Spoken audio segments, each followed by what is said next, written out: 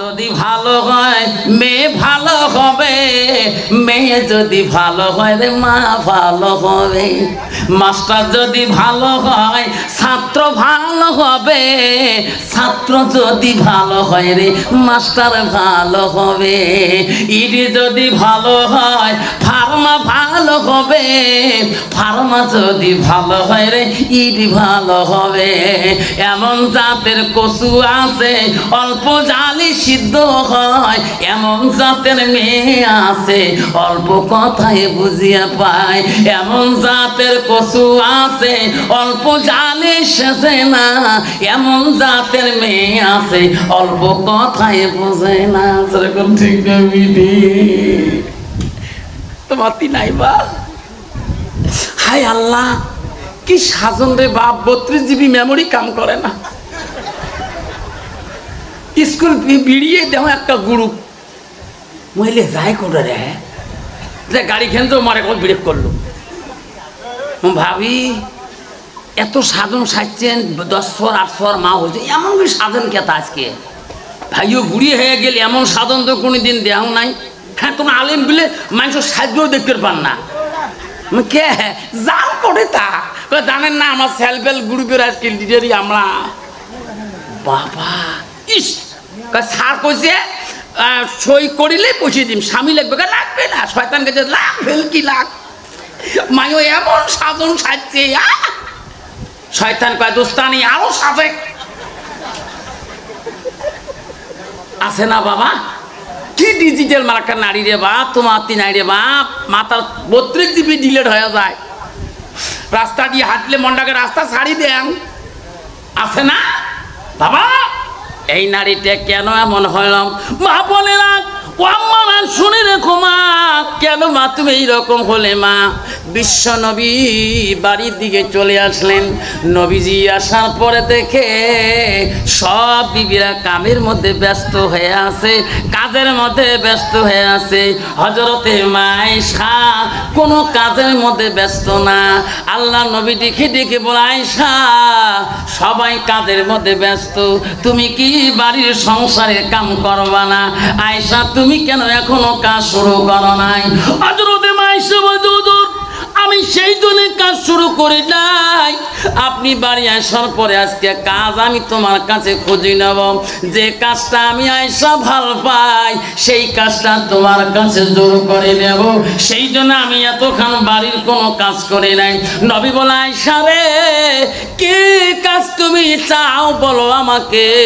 বলছি ইয়া রাসূলুল্লাহ, আমার মনটা চায় আজকে কাজটা আমি তোমার কাছে নেব। কি কাজ? আমার 2 হাত দিয়া তোমাকে আমি গোসল করি দেওয়া কাজটা আমি চাই। যেরকম সুবহানাল্লাহ নাই দেখবে কোন তো বাবা। বর্তমান যুগের নারী স্বামী বাড়ি আসলে কয় বসে তো গা ফান ধোয়া দেন, গাও ধোয়া মারাছিস, যদি কালে ভালে কল ঝোঁকে চাইছ কলে সে একগোল ফাটে ফেলাই আছে না বাপ? নারী কয় প্রকার জানেন? হস্তেনি, কদমনি, সাংখিনী, লোহাজনী। আল্লাহ কি নারী রে বাবা! ইস 32 GB মাথায় কাম করে না। কা বুঝাম তুই কস?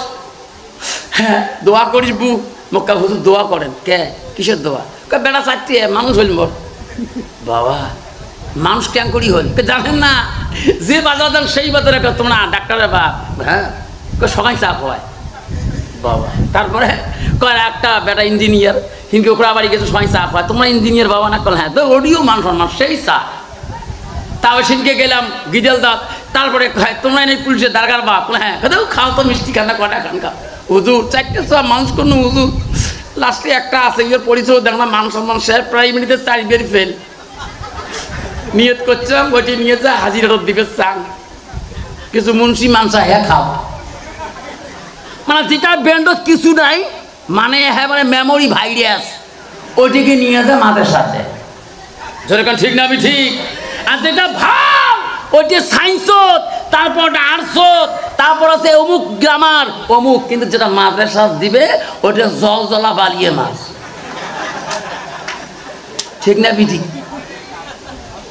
মাদ্রাসা হেড হুজুর আনিকা হুজুর কে 4টে বেটার মানুষ করল, এইটি জল জলা, এটা তোমরা মানুষ করেন। এলা কয় আলিফ কইতে আলিশকা বিয়ে করতে বালিশ কয় কয় হুজুর তো ঠিকই কয়েছে ব্যাপারী বলছে হুজুর যতদিন পর্যন্ত এই বেটাটা মানুষ হয় নাই কোরআন পড়া জানবে না কোরআন মুখস্থ করবে না অতদিন পর্যন্ত ছুটি হবে না হুজুর আপনার কাছে দিয়ে গেলাম 4 বেটা সন্তানের মান সম্মান পাইলাম এই আব্দুর রহিমের মান সম্মান আমি কোনো জায়গায় পাই নাই আমার মান সম্মান শেষ আপনি এখানে নিয়ে রাখে দাও যতদিন কোরআন পানেওয়ালা হবে না কোরআন জানবে না কোরআন মুখস্থ করবে না অতদিন তার জন্য কোনো ছুটি জেগবে না হুজুর কথা দেন ইনি যতদিন কোরআনে হাফেজ হইবে না অতদিনে নাকে ছুটি দিবেন না হুজুর বলল চাচাজি ও ব্যাপারী সাহেব আপনি টেনশন করবেন না এই মাদ্রাসার মধ্যে কোরআন তোমার বেটাকে হাফেজ বানিয়া বাড়িতে পাঠিয়ে দেব যেরকম সুবহানাল্লাহ হুজুর যখন কায়দা হাতে দিয়ে দেখা হয় আলিফ কইতে আলিশ কাবির কইতে বালিশ কয় হুজুর কি লইতে কি করবে হুজুর কোরআন হাতে দিলেন প্রথম দিন কোরআন নাই আব্দুর রহিমের চোখ দিয়ে পানি পড়ে 2টা বছর যায় আব্বা যেদিন থেকে থুয়ে গেছে রে একটা দিন খবর নিল না কি খাইলাম কি পড়লাম আল্লাহ কোরআন যেদিন আব্দুর রহিম হাতে নেয় কোরআনটা হাতে নিয়ে আব্দুর রহিম পড়ে আলিফ লাম মিম যখন সুবহানাল্লাহ আব্দুর রহিম কোরআন পড়ে চোখের পানি ফেলে ফেলে কান্দে আল্লাহ এই কোরআনের জন্য আমার আব্বাই মাদ্রাসায় রেখে গেছে আল্লাহ আল্লাহ তুমি আমার জবানটা খুলিয়ে দাও আমি যত তাড়াতাড়ি কোরআনটা মুখস্থ করতে পারি যখন সুবহানাল্লাহ আব্দুর রহিম কোরআন পড়ে নেই প্রতিদিন 1 পারা করে মুখস্থ দেয় পড়তে পড়তে যেদিন 15 পারা হয়ে যায় হঠাৎ করে আল্লাহ বলল ফেরেশতা আজরাইল যা যা ওই ব্যাপারীর জানটা ছবি সাদেকের টাইমে জানটা কাবাজ করে নিয়ে আজাল তো কেউকে ছাড়বে না কখনকার টিকিট নিবে কেউ বুঝতে পারবে না ওই তো খোদার খেলা ওই তো খোদার নীলা সকালে বেলার ধনী রে ভাই সকালে বেলার ধনী রে ভাই ফকির সন্ধ্যা বেলা ওই তো খোদার খেলা বাসে কাটিবে খাটে বানাইবে বাসে কাটিয়া খাটে বানাইয়া সেই খাটুতে তুলিবে 4 জনা তুই আসিবে তোমার প্রাণ আর তো চাইবে না ভাই কান্দিবে ভাতিজা কান্দিবে ভাই কান্দিবে ভাতিজা কান্দিবে আপন সত কেউ তো ছাড়িবে না ঘরের বিবি কাঁদিয়া মিঠাইবে বাসনা ওই তো খোদার খেলা ওই তো খোদার নীলা যখন ঠিক না ঠিক আব্দুর রহিম কোরআন শরীফ যেদিন 15 পারা মুখস্থ দেয় আল্লাহ রাব্বুল আলামিন বলে আজরাইল আজকে ব্যাপারী হিসেবে জানটা কাবাজ করে নিয়ে আসো আর ব্যাপারী হিসেবে দুনিয়ার মধ্যে চাউল নাই আজরাইল চলে গেল সবে সাদেকের আগে ব্যাপারী জানটা চলে গেল সকালবেলা চতুর্দিকে ফোন হয়ে গেল ডাক্তারের কাছে ফোন চলে গেল ইঞ্জিনিয়ার কাছে ফোন চলে গেল পুলিশের কাছে ফোন চলে গেল মাস্টার তো বাড়িতে থেকে ফোন চলে গেল ডাক্তার প্লেন দিয়ে আসতেছে ইঞ্জিনিয়ার রাজধানী গাড়িতে আসতেছে আইরে তালকা মামু সুপার আসতেছে 4 ভাই একত্র হয়ে গেলেন বাবার জন্য ফোন করলো ইঞ্জিনিয়ার বলে ডাক্তার ভাই রে ও ভাই তোর জন্য আমার আব্বা লাখ টাকা খরচ করছে ডাক্তারি পড়াইতে আজকে বোম্বাই থেকে তুমি প্লেনে আসতেছো ভাই আব্বার জন্য এমন একটা কাপড় নিয়ে আসবি 3 কাপড় এমন দামি কাপড় আনবি হাজির হাট কাউড়াইতে এমন কাপড় পিড়ি কেউ যাতে কবরে যায় না ডাক্তার বলে ইঞ্জিনিয়ার এমন দামি কাপড় নিয়ে প্লেনে আছি রে টেনশন নাই তুমি দামি আতর নাও গোলাপ জল নাও আমার আব্বা আমার জন্য কত টাকা ব্যয় করেছে, আজকে মরণের দিনে আব্বার গায়ে এত গোলাপ দামি কাপড় দিয়ে কবরে রাখবো। চারু ভাই এসে গেল, কিন্তু ব্যাপারী স্ত্রী দেখছে রে, ডাক্তার এসে গেল, ইঞ্জিনিয়ার এসে গেল, হাইরে পুলিশ এসে গেল, মাস্টার তো বাড়িতে থাকে, কিন্তু আমার আব্দুর রহিম পাগলা ছিল না। কে মরণের আগে পর্যন্ত ব্যাপারী বলে নাই কোন মাদ্রাসায় রাখছি। ইমাম সাহেবের কাছে গোসল দেখ, দৌড়ে দেওয়া ব্যাপারী স্ত্রী বলে, ইমাম সাহেব কেন চাচি আম্মা আমার স্বামী ব্যাপারী গোসল হয়েছে? কলে হ্যাঁ। আমার ব্যাপারীকে জানাজা দিতে পারবেন না কেন? আমি ডাক্তারকে পেটে রাখছি, ইঞ্জিনিয়ার পেটে রাখছি, এই দারগাকেও পেটে রাখছি, আমি মাস্টারকেও পেটে রাখছি, আমার আব্দুর রহিম পাগলাকেও পেটে রাখছি। চারো ভাই আসছিল, আমার আব্দুর রহিম কি বাবার মৃত্যুর খবর কি জানেন? আমার আব্দুর রহিম কোন মাদ্রাসায় আছে? ব্যাপারী মরণের আগে আমাকে কোনোদিন বলে নাই। আজকে আব্দুর রহিম না আসা পর্যন্ত আমার ব্যাপারীর জানাজার আমি দিতে দেব না। কন্ত বাবা আরো কেউ জানাজা দিতে পারবে? বিবি যেহেতু নিষেধ দিয়েছে। আব্দুর রহিমের কথা শুনি ইমাম সাহেব লাভ দিয়ে উঠলো, চাচি আম্মা তোমার আব্দুর রহিম যে মাদ্রাসায় আমি ভালো করে জানি, তাড়াতাড়ি ফোন লাগাও। আব্দুর রহিমের মাদ্রাসায় ফোন লাগালো হেড হুজুরকে। ফোন ধরি বলো, কে? হুজুর আমি অমুক গ্রাম থেকে বলছি, ব্যাপারী সাহেবের ছেলে আব্দুর রহমান আছে, আছে কোরআন ক্লাসে, হাফেজের কাছে কোরআন মুখস্থ দিছে। হুজুর আব্দুর রহিমের কানে কানে বলি দাও, তার বাবা গত রাইতে ইন্তেকাল হয়ে গেছে, ছেলেটা কানে মৃত্যুর কথা বলবেন না, ওনাকে ছুটি দাও, ওনাকে মাদ্রাসার দিকে পাঠিয়ে দাও, ওনার অপেক্ষায় এখনো জানাজার হয় না। ওই সময় হুজুর কোরআন ক্লাসে যে বলো, হাফেজ সাহেব আব্দুর রহিম কোথায়? ক্লাসে পাঠিয়ে দাও অফিসে। আব্দুর রহিম এসে গেল, হুজুর ওস্তাদজি কেন আমাকে ডাকলেন? ওস্তাদজি কইছে, বেটারে তাড়াতাড়ি প্যান্ট পরো, পাঞ্জাবি ভালো গায়ে দাও, আমি তোমাকে নিয়ে তোর বাড়িতে চলে যাব। সঙ্গে সঙ্গে আব্দুর রহিম বলছে, হুজুর আজকে কয়েক বছর চলে যায়, কত বন্ধু ছুটি নিয়ে বাড়ি চলে গেছে, আমাকে ঈদের মার্কেটও আমাকে ছুটি দেন নাই, ঈদের বাজারও আমাকে ছুটি দেন নাই, আজকে আমাকে নিজে নিয়ে আমার বাড়িতে কেন যান? মনে হয় আমার বাড়িতে কোনো হয়েছে নাকি? হুজুর বলে, এখন যদি মৃত্যুর কথাটা বলি ছেলেটা হাফেল হয়ে যেতে পারে। বলছে, বেটা আজকে আমি তোকে সঙ্গে নিয়ে তোর বাড়ি যেতে চাই। ছেলে বুঝি পেল, রে নিশ্চয়ই বাড়িতে কোনো ঘটনা হয়েছে রে, আজকে ওস্তাদজি কেন নিজে আমাকে নিয়ে বাড়ি যেতে চাই। বারবার বলে, ওস্তাদজি আমার মার কোনো হয়েছে নাকি, আমার আব্বার কোনো হয়েছে নাকি? সত্যি করে বলেন। উস্তাদ বারবার আব্দুর রহিমের মুখের দিকে তাকায়, চোখের পানিতে আব্দুর রহিমের বুক ভেজে যায়। ওস্তাদ বলে, না বেটা তুমি আমার গাড়িতে বসো, তোমাকে রাস্তায় বলে দেবো, সব ঘটনা বলে দেবো।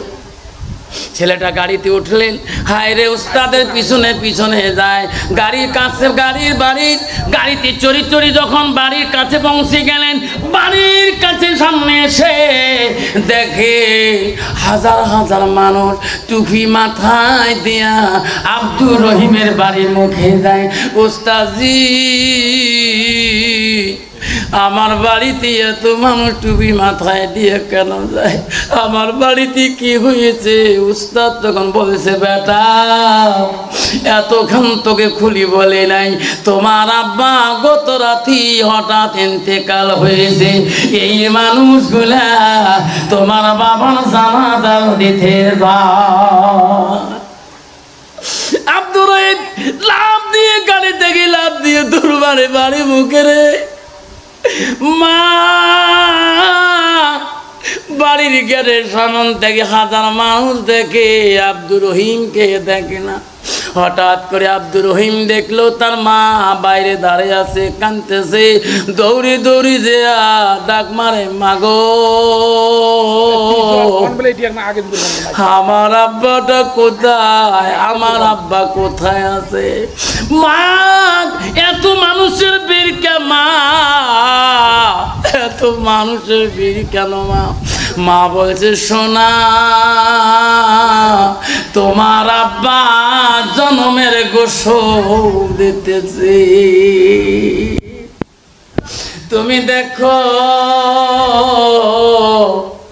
মুসুরির তলে তোমার আব্বাকে গোসল দিছে। মার কাছে পায়ে পড়ে গেল, মা টানি তুলি বলে, যাও তোমার আব্বা মুসুরির তলে জন্মের গোসল দিয়ে রাখছে। দৌড়ে মুসুরির কাছে যে ডাকায়, আব্বা চারি ছেলের প্রশংসা করছো, আমার প্রশংসা তুমি করো নাই। আব্বা আমাকে কোরআনের হাফিজ বানাইতে বলছো। আব্বা আমি কয় বছরে এই অর্ধেক পারা হাফিজ হইলাম, আমি এখন থেকে 15 পারা মুখস্থ করলাম। আব্বা আজকে কি আমার কোরআন কি তুমি শুনবে না? আব্বা তো শুনে না, বারবার বলে, আব্বা গো আমি 15 পারা মুখস্থ শোনাবো। বাপ তো দুনিয়ায় নাই, সবাই চিনতে করলো, ডাক্তার বলো, ইঞ্জিনিয়ার, তাড়াতাড়ি বাবা জানাজার ব্যবস্থা করতে হবে। ইঞ্জিনিয়ার বলে, ডাক্তার রে তুমি যাও জানাজারটা দাও, তোমার ব্রেন বেশি, আব্বা তোর জন্য লাখো লাখো টাকা খরচ করেছে। ডাক্তার বলে, ইঞ্জিনিয়ার বাবার কাছে জানাজার দেওয়ার মতন বিদ্যা আমার কাছে নাই। ডাক্তার বলে, ইঞ্জিনিয়ার তুমি দাও। ইঞ্জিনিয়ার বলে, আমার কাছে ওই বিদ্যা আজকে আব্বা আমাকে শেখায় নাই। ইঞ্জিনিয়ার বলে, পুলিশ তুমি যাও বাবার জানাজাটা দিয়ে দাও। পুলিশ বলে, আমি জানাজা দিতে জানি না। পুলিশ বলে, মাস্টার ভাই রে তুমি ছোট ছিলি, তোমার জন্য বাবা লাখো টাকা ঘুষ দিয়ে চাকরি নিয়ে দিয়েছে, তুমি বাবার জানাজাটা দাও। মাস্টার বলে, ভাই আমি ছাত্রকে বুঝাতে পারি, পড়াতে পারি, বাবার জানাজার মতন শিক্ষা আমার কাছে এলেম নাই। চারে ভয়ে পায় না। আব্দুর রহিম চার ভাইয়ের মাঝখানে আসি কানি বলে, ভাই রে আমার আব্বা তোমার জন্য লাখো লাখো টাকা খরচ করতে পারে, কিন্তু আজকে বাবার সামনে দাঁড়ার মতো তোমার এলেম নাই, বিদ্যা নাই। ভাই আমার জন্য বাবা 1 টাকাও খরচ করে নাই, মানুষের বাড়িতে ছিলাম, খাইলাম, কোনোদিন আব্বা খবর নেন।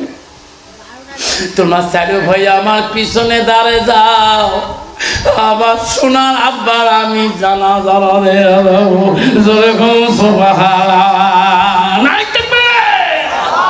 আব্দুর রহিম সামনে দাঁড়াইলে, সামনে দাঁড়াইয়া তাকবীর দিবে, চোখের পানি দিয়ে বুক ভিজে যায়।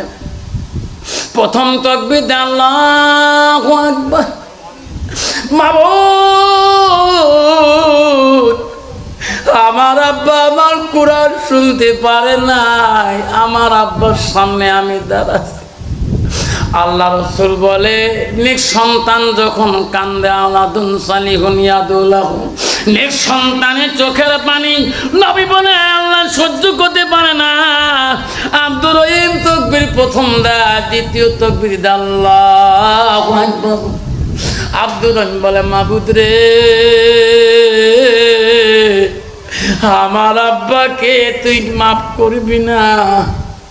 হায়রে আব্দুর রহিমের দ্বিতীয়বার চোখের পানিতে আল্লাহ সহ্য করে না। তৃতীয়বারে ডাক মারে, মাবুদ আল্লাহু আকবার। তৃতীয়বারে ডাকার যদি আল্লাহ বলে, ফেরেশতারা যাও, আব্দুর রহিমের চোখের পানি আমি সহ্য করতে পারলাম না, যারে ফেরেশতারা যাও। আব্দুর রহিম চতুর্থ তাকবীর দেওয়ার সাথে সাথে তার বাবার কবরটাকে আমি আল্লাহ মাফ করে দেব।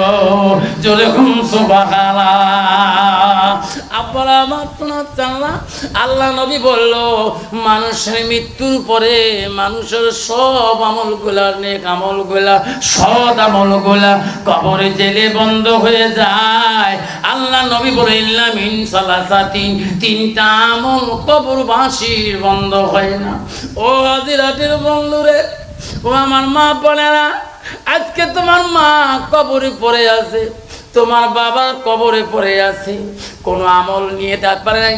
আল্লাহ রসুল বুখারী মুসলিম শরীফে বলছি ইল্লা মিন সালাসাতিন, তিনটা আমল কবরবাসীর বন্ধ হয় না। নবী বলল সাদাকাতুল জারিয়া।